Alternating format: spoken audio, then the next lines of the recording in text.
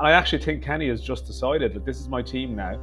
Jeff Hendrick comes on, everyone loses their minds. Gareth Southgate has spoken about taking the knee. I think is it 4 Champions Leagues that he has? That he was certainly on the pitch for anyway. He could just be shouting for different reasons, of course.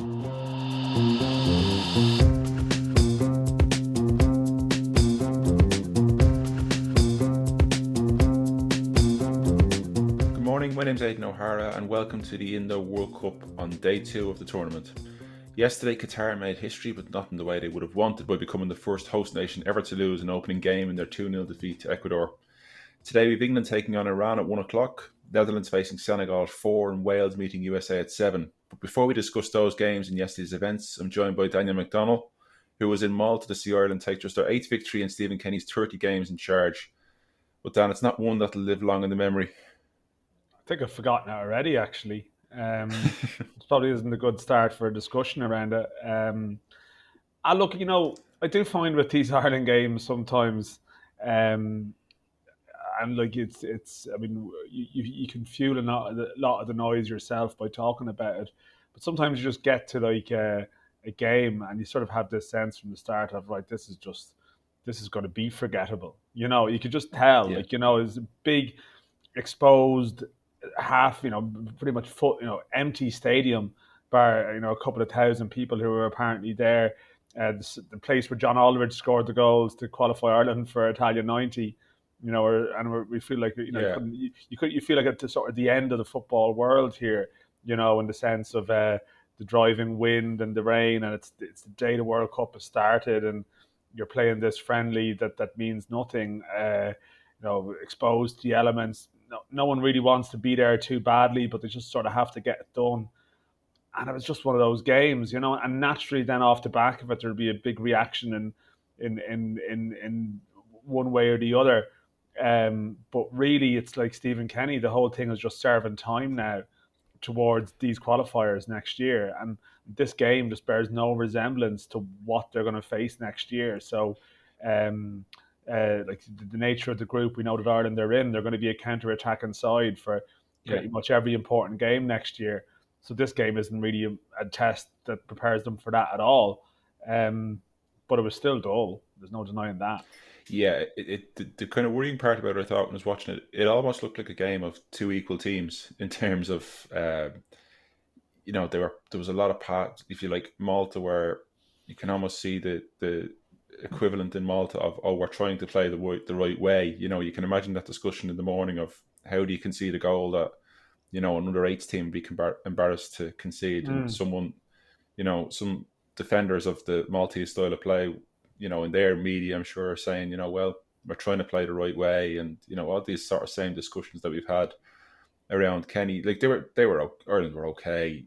It was just, as you said, Dana, it very quickly had a feeling of no one wanted to be there. The stadium looked like one of these ones where, when you get a very good club that has fallen on hard times, but who a few years built kind of a reasonably sized stadium, but is now not good enough to have anyone to care about watching them.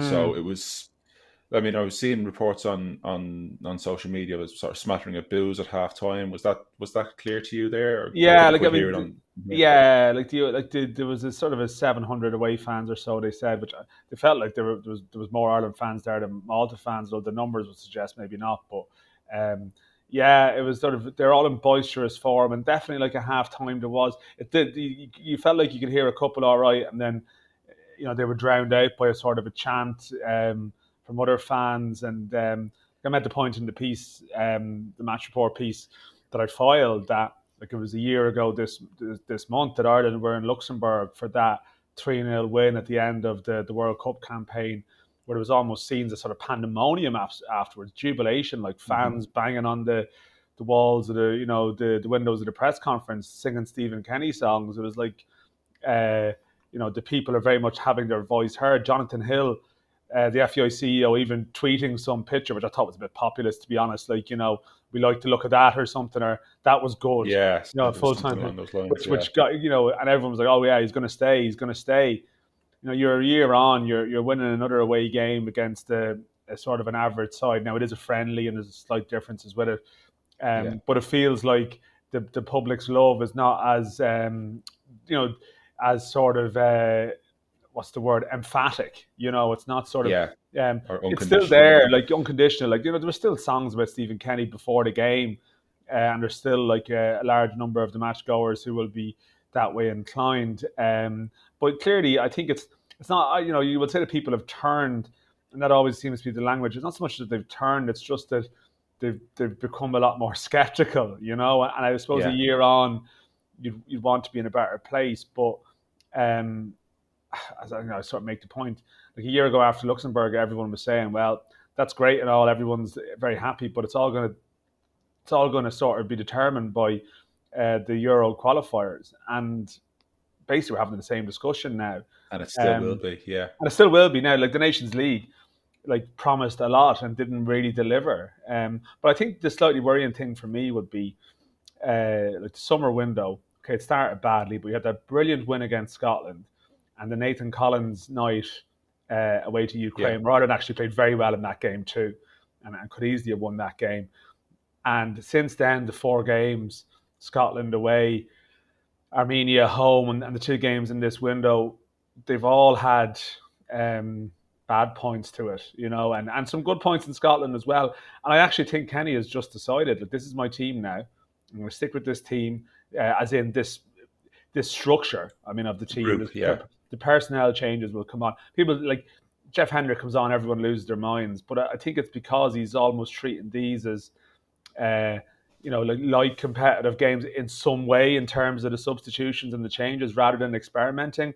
But it's almost at the stage where it's like, yeah, this is my team now, and let's just see what happens with them. I think there was actually one or two of the players referenced it afterwards tonight when they were 1-0 up.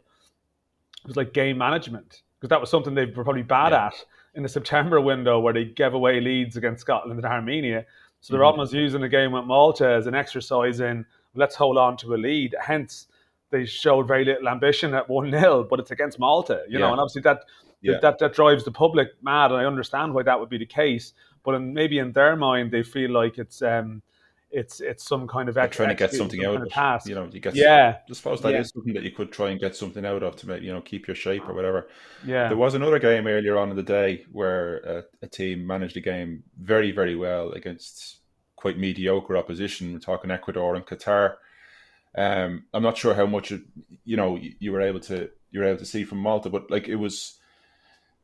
Look, there was the phrase that came into my mind watching it was this idea. Everyone has a plan until you get punched in the face, and Qatar would have had their best laid plans, and suddenly within 3 minutes they conceded a goal. Okay, it was disallowed, and then very soon afterwards they conceded another one, and very soon afterwards they conceded another one, and the hopes and dreams that obviously they would have had, leaving aside the issues of leading up to the tournament and all that, but for the 11 players on the pitch and the rest of the squad and the manager, they would have had a plan, and nowhere in that plan was to be 2-0 down and on the back foot, and the lack of quality in the team, and Ecuador looked very, very good as well. It's hard to judge, but they just Ecuador sort of just got them at arm's length and kept them there. It was a strange, very, very strange opening game.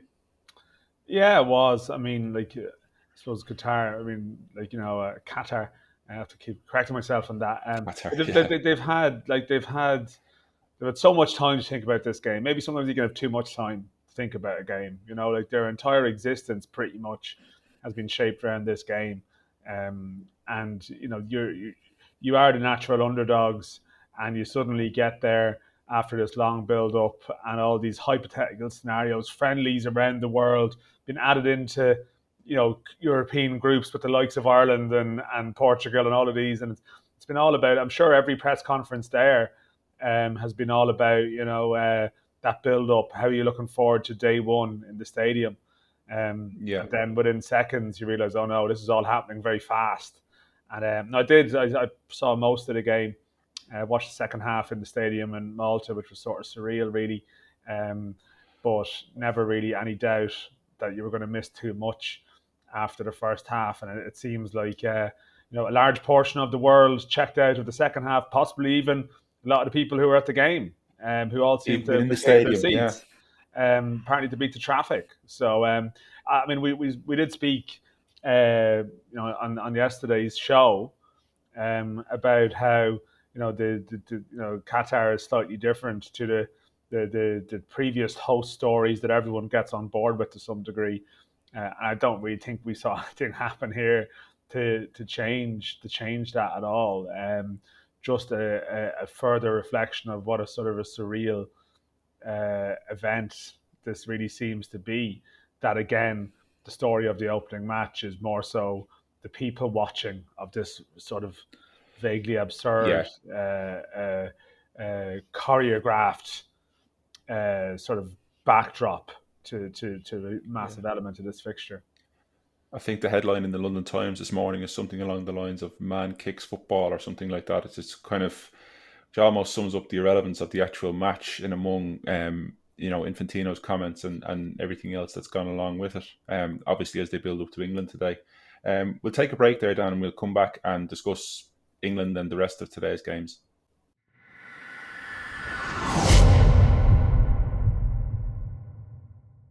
So today, England get their World Cup campaign underway against Iran at 1 o'clock Irish time.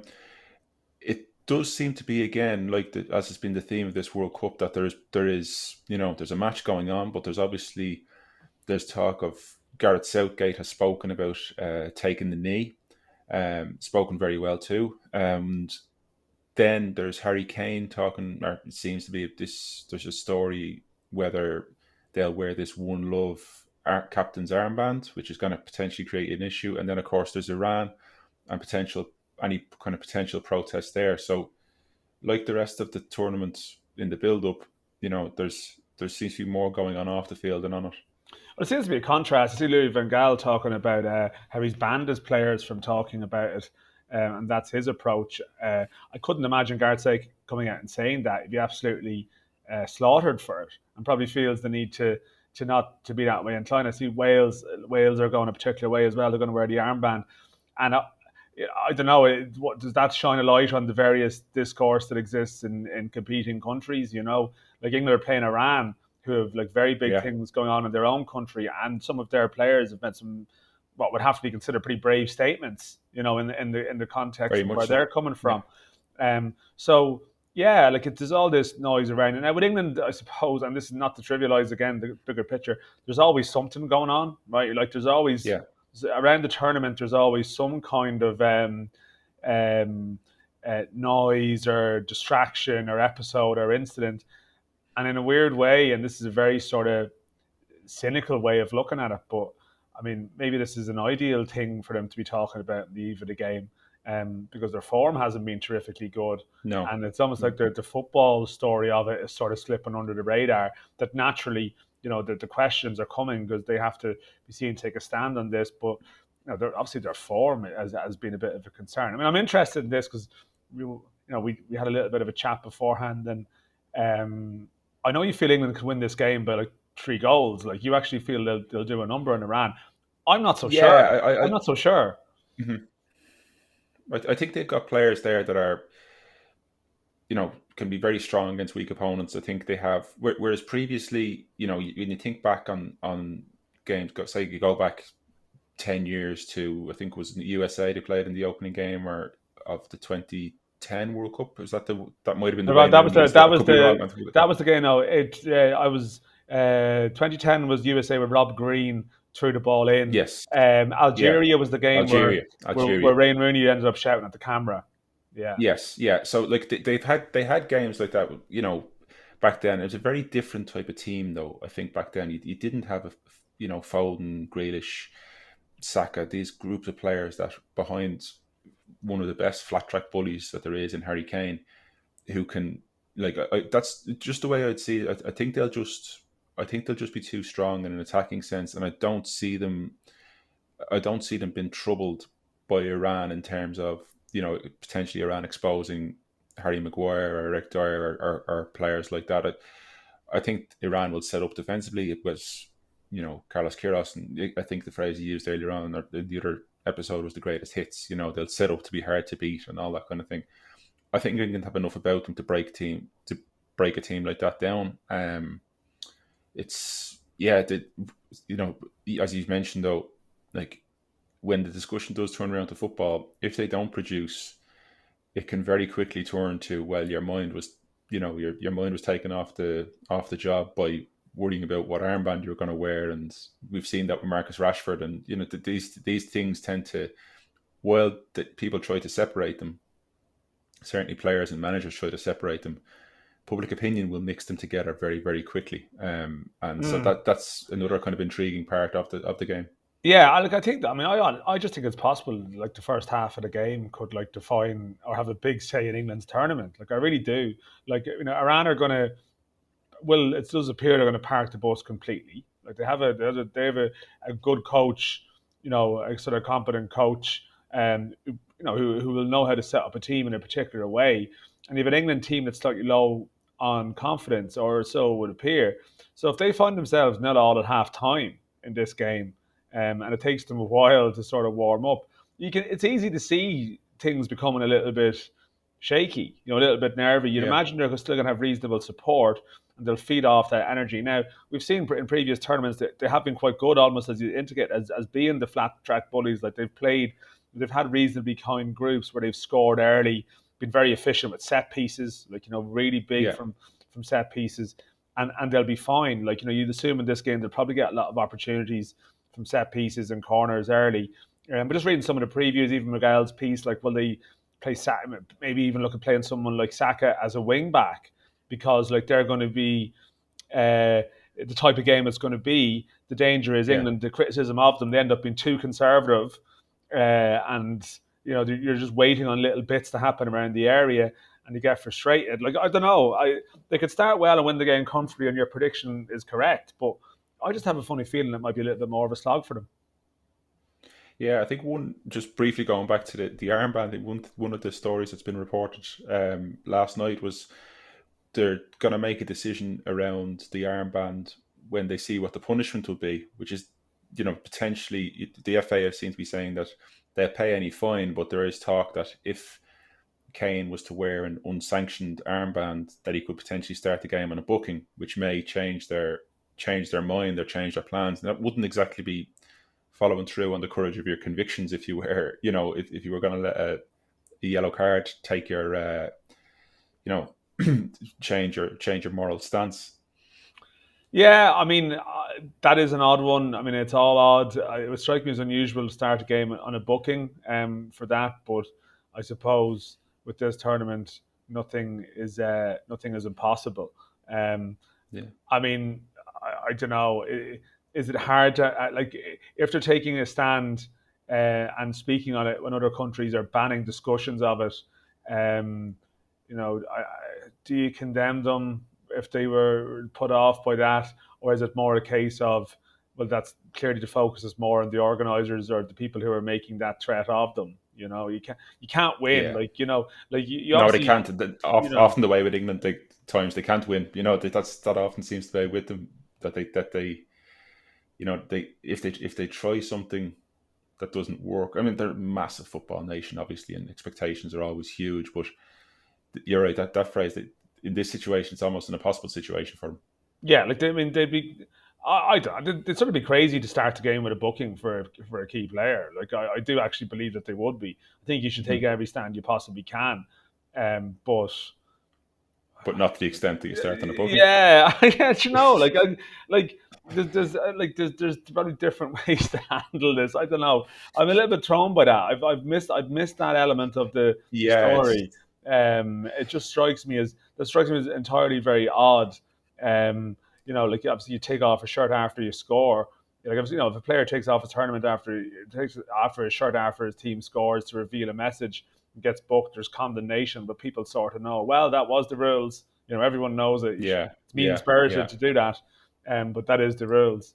But I don't know. Yeah, like I mean, I think they're taking the knee as well, aren't they? Like they're doing as yes, much as yes. they're doing as much as they can do. They can't be accused of shirking the issue, to be fair. But clearly, they feel Hmm. under stronger pressure than other countries do. But I mean, how far do you take that? It's a Yeah. it's a valid debate point. The other game in that group is certainly shaping up to be, one of the looks like one more early competitive games with Wales and USA. USA probably have in Pulisic. They probably have the best player that'll be on the pitch Obviously, with this version of Gareth Bale been slightly worse than he used to be. But is it just going to be one of these games you've seen with Ireland over the last few years, where the one quality player on the pitch can make an enormous difference in these international matches? Yeah, I mean it's a good game. It's probably the best game of the opening day. Although I know, like I say, the opening day. Sorry, the full Yes, the the real real opening day, if you this like. is the Yeah. real opening day, isn't it? Um, Yeah. it probably feels like, although we'll talk about Senegal, Holland in a minute, but yeah, like, is it a game though? Like what do Wales want from this group? You know, like, they play England last, which is a huge game. Like, would they prefer if England win their first two matches and are through, and then suddenly, Wales in the final game have half a chance? Because, like, this is a tricky one for them. Like, USA have some good players, some good young players. I know Yeah. Pulisic is, like, as you mentioned, is outstanding, but they've got sort of Brendan Aronson from Leeds as well, and particularly in the attacking area of the pitch, they seem to have reasonable options. And Wales, the big song and dance over Joe Allen, who hasn't made it, and the fact that seems to be a genuine fuss because they feel he's a really big player for them. Like, they haven't won a game since they qualified for the competition. Like, the form has been bad, and they clearly feel that, like, they lack that sort of protection, that midfield protection that you would think make them potentially vulnerable to a USA side that would have good players and good movement in that area of the Yeah. pitch. So I don't know. You sort of wonder for Wales, is it one where, like, just don't lose this game, like, don't lose this Yeah. game. Play Iran next, and try and go into the final game with 4 points and hope that the situation that can be weighed in your favour. But I think it's a tricky one. What are you thinking? Yeah, again, as I said, I think USA probably just have a little bit more quality. Look, I think they'll have a little bit more quality, but look, Gareth Bale is a phenomenon for all the slagging that he takes in the golf, Wales, Madrid, and all that. From a British footballer perspective, I think is it 4 Champions Leagues that he has, that he was, like, certainly on the pitch for anyway. Um, I could be wrong on that number, but it's He could just as be an shouting. He export. could just be shouting for different reasons, of course. Yes, yes. Yeah, I haven't played enough golf in the last couple of years to be shouting anything now. But um, that's an excellent joke for a Monday morning, Dan. Very good. But it's yeah, it'll Wales will look to him, obviously, for that bit of magic. I mean, there's the Kiefer Moore is someone who is a player who, if you're familiar with Championship football over the last couple of years, Kiefer Moore is this 6'5" striker who, he's with Bournemouth now, who in international football is, speaking of bookings earlier on, is almost a guaranteed booking. The elbows get in the way. 6'5", he's jumping, he clatters someone. Expected And bookings, that's what they call it. Absolutely, that's the thing. He Batsman, would be now. I think he's probably lucky in that he's in a group with England and USA, who are two slightly anglicised, if you like, anglicised teams, where you can see him coming up against, when they come up against Iran and the first ball into the air and the centre back gets put into row Z. You could see trouble ahead for them in that. I think they might be a little bit. I can't see Wales having enough quality to trouble, or to get to win against USA. Barring obviously the bit of Bale magic, which is something they've relied on now for the best part of a decade. Yeah, I don't know. I'm going for a draw there. I'm going for a narrow England win in the other game. That's where I'm feeling where that group might sit. And then what? We've got Senegal, Yeah, Holland. I mean, like, this is the other game. Yeah. It's an intriguing game. Obviously, the absence of Mane versus Van Dijk was going to be the story of the game. But just, like, Senegal still have a few quality players in there that could cause the Dutch some problems if they're not fully on their game. Yeah, like, they're sturdy enough, Senegal. Like, I would have watched a bit of them during AFCON. I know we're going to have Roberto Lopez on at some stage later in the week to speak about the African teams. And it was Senegal, of course, who knocked Cape Verde out of that in the round of 16. And Mane, it's a bit like the Bale thing. Like, great players sort of inspire teams to great deeds, but they do have this sort of decent spine on their side. Like they were slow to warm into AFCON. They weren't sort of like a lot of those games. Were low scoring, like really, really low scoring affairs in the group stages, and it sort of just became about the teams who could suffer the most pain, and grind it out. Yeah. It wasn't like within the way they played that it was all about they were relying on Mane's freedom of expression to dig them out of holes. I mean, at times he wasn't really able to show that, but yet the main thing was the team behind them didn't concede.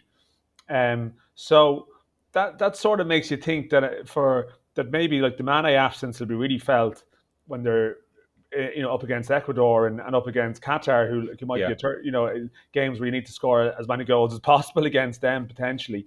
But for this match here, it might be that the impact of his absence is felt the least in a sort of a strange way, because they might just decide, okay, let's play for the AFCON style sort of war of attrition draw here, and Yeah, I you're think looking that'd at be a great result for them.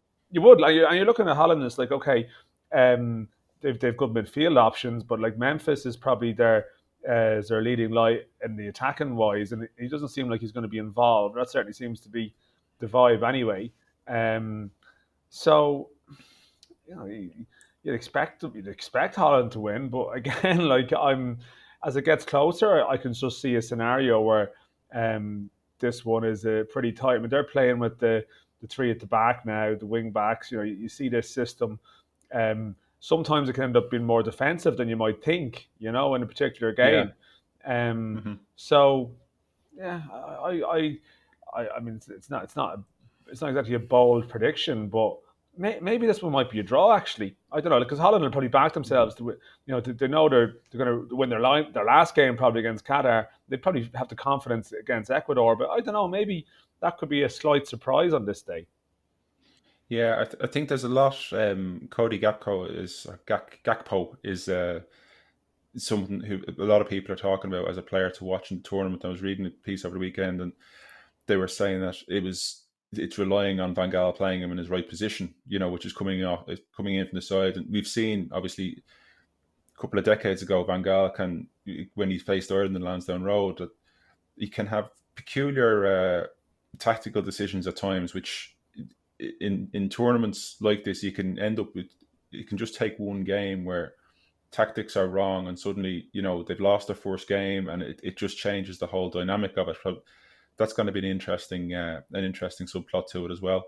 Yeah, no, it's true. Like, I mean, what they're looking at sort of, they're at Bergwijn, they got Janssen, like they have sort of options to play two up front, like there's, yeah, like I think there seems to be like they are a formed team, right? Of the European sides that are in the competition, a lot of the bigger European sides are out of form or coming in under a small bit of a cloud. They're the opposite. Like they probably don't have maybe a star-studded team relative to other nations, but their form is brilliant. Like Nations League, they've been killers in the Nations League. So there's a lot of reasons to believe that they will do very well in the competition, but it just doesn't necessarily mean that they're going to fly out with the blocks either, because goals is a problem. And this is, Senegal have an ability to stop teams scoring goals. So yeah, you just could see this one being a little bit more of a battle. And even without Mane, like, sort of might focus the Senegal minds on that task even more in a strange way. We haven't quite decided whether we're going to do a predictions league, but after tipping Ecuador to win 2-0 in our earlier episode, I'm all for a predictions league as we go ahead. That phrase is no praise, obviously. Absolutely, yeah. But sure, look, you won't get it anywhere else. Give us predictions. Give us a scoreline for the three games. Do we go England, Iran first? Okay, well then I'm going 1-0 England in that one. I'll go 3-0 England there. So Netherlands, Senegal. Oh, 0-0. This is like it's a lack of romance. 0-0. That's the game to miss, folks. Then I'll go. No, it could be absorbing. It could be absorbing, right? It doesn't. 0-0 doesn't mean boring, but it's just it can be absorbing. Absorbing is a sort of an elaborate way of saying a game was dull, but you're a little bit more of an intellectual, so you can see the real sides of it. I think Ireland Malta you might struggle to get absorbing into that one anyway. No, it just had to be And absorbed. Yeah. yeah, absorbed exactly. I was going to Netherlands 2, Senegal 1. I'm going to go for in that. And in the final game, I'm going to go Wales 1, USA 2. Dan, what's your verdict? Yeah, I'm going to go for 1-1 in that game. Okay, good stuff. Well, thanks very much for joining me, Dan, and we'll be back tomorrow. Enjoy the football today, and we'll speak to you tomorrow. Thanks.